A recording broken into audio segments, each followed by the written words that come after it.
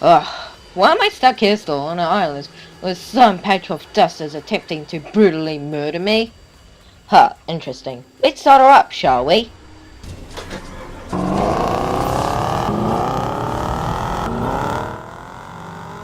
Incredible! Well, I guess the only thing that I can really do, since no planes are coming here, is to just drive off the edge.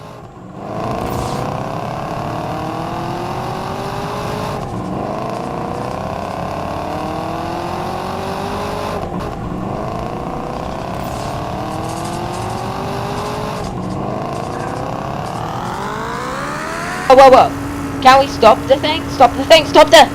Oh. Well, at least I'm unhurt. However, this facility looks vaguely familiar.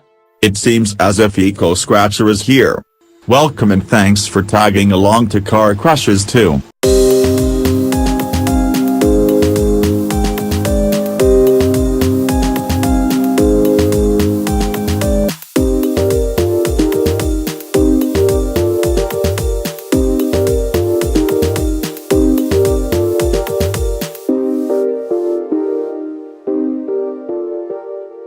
Let us begin by providing context on what the game is about.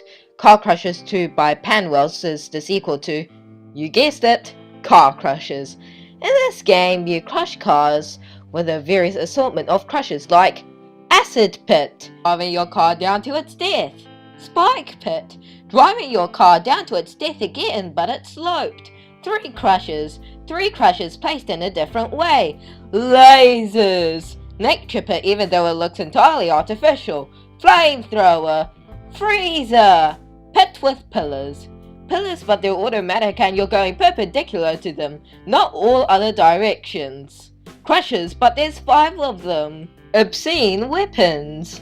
You know, I hope you get some sort of idea on why you can lose interest in the game so quickly. The crushes are simply generic crushes.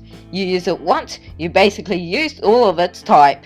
It's simply dull and boring. Plus, most of the crushes are locked when you start, causing an endless grind just for crushes of the same type. Yeah, I think you can see what's dropped from a peak of 25,000 to just 2,500 now. That's a tenth of its peak. But what other things does Car Crushes 2 have to offer? Oh, I know, the cars. Well, where do I start? They're free models. At least they have the credits on them. A big positive than that one flight simulator and that one generic simulator. However, I have some really big questions on some of the models that they chose, like this Enviro 200 that they decided it would be worth to label as the E460 single decker, or that one Avanto coach I see being used all the time. Choose or even build your own models please. I mean, it's slightly kinda hard work building, but it's worth it for 2 models. Oh yeah, might I add that most of the cool cars are locked away in a VIP game pass? Quality. Speaking of quality, was this Dynex Hubus C5. I swear that looks like something that I'll build. Also, don't forget that the very famous Oeva City Masters used for every terrible bus driving game is there.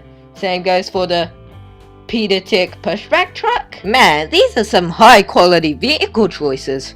Really though, the cars are literally nothing to write home about. They're just off the shelf free models which anybody can use. It's only the scripting that matters. You can even have extra colors and materials like silver and gold for the exorbitant prices of 20, 90 and 350 Robux respectively. There's even also platinum and neon for 600 Robux and 50 Robux respectively. It hurts my eyes.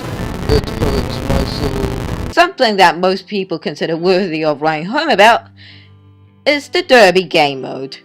Alright, it's time for Derby, and oh boy, there's a lot to say about it. There are a couple of game modes including Free For All, Team Domination, Team Deathmatch, Bomb Tag, and oh wait, that's all there is. And all of these games have kind of the same gameplay as you crash into other vehicles and get points, which you can also get by knocking people out. And when you have the most points, you win. Mine's bomb tag, but still, you're just either running away from the car with the bomb or trying to crash into a car to pass the bomb. Seeing as Car Crushes 2 is kind of a young game by Roblox standards, This is perfectly excusable. What isn't, though, is the balancing, or rather, lack thereof. Wait, EcoScratcher, there's no balancing in Derby?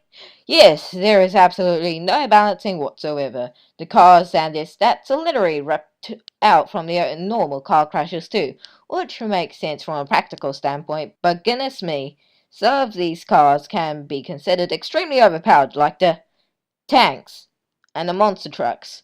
And the F1 cars, which are actually hard to destroy for some reason. Tell Vettel or Kivy at that. Let's see a round of Derby. Where's the fun and excitement? No, it's bland, repetitive, and frankly quite boring. Oh look, power-ups. Wow! Throw rocks, which won't even work half of the time. Jet engines that send you to the other side of the map. There's also the extremely overpowered mini-crasher thing, which is far, far too powerful to mess with. The only correct response to said power-up is simply to run away. It's that powerful. The final power-up of Car Crashers 2, it's a shield. It's also powerful and prevents any car damage to your car for about 20 seconds after you activated it. Let's look at the maps. A sci-fi spaceship, a town, a volcano, arena, most of town. They're all extremely empty with no fun mechanics with each map unless you count shoving people down into liquids. And that's all. That's it. That's how little content there is in a front page game. Not one single deeper gameplay mechanic can be talked about in this video. That's it. Time for a quick 2-minute hate round on the stuff that could be quickly dismissed. The Stunt Park? It's a copy of BeamNG Drive's default map. It's frankly quite boring, and unless you're rich, the stunts here are mostly useless. Rebirthing. Rebirth in a game labelled Car Crashers 2. Admittedly, they are labelled tokens, but my goodness, does this seem like the average run-of-the-mill simulator now. Oh wait, repetitive action? Outrageously priced game passes? It deserves the generic simulator moniker. Funny thing is that you can only give 4 tokens at the moment. I mean, just why? Why do you need Rebirth in a game labelled Car Crushers? I just don't understand. The Energy Core. The Energy Core. Among the most pointless features in a game labelled as Car Crushers. With the exorbitantly high price tag of 350 Robux, although admittedly, the Gold and Platinum game passes are more of a rip-off, you go down to the Energy Core, wait some time to pass, and eventually you make the Energy Core go boom.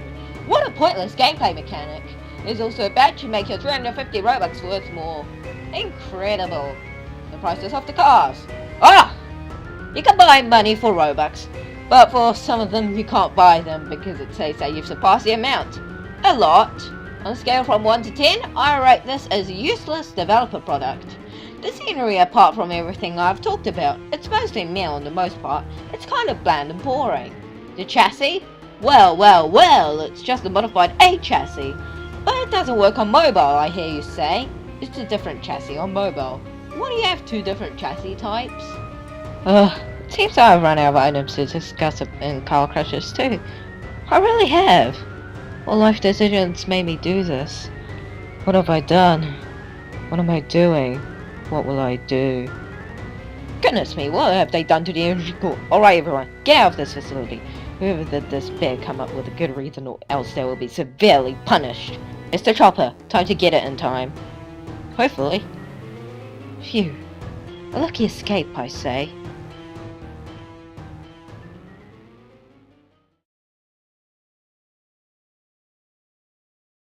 I recognize this place. It's the old Car Crushers. A time when Car Crushers wasn't so heavily monetized, when all the Crushers were free, and it seemed like a good game in general, which generally need a sequel. Might I also add that the cars like the Grandeur Dignity and the Porsche 911E are also the same in Car Crushers too? You know what? I really have no dignity now. I just really want to get close. Ooh!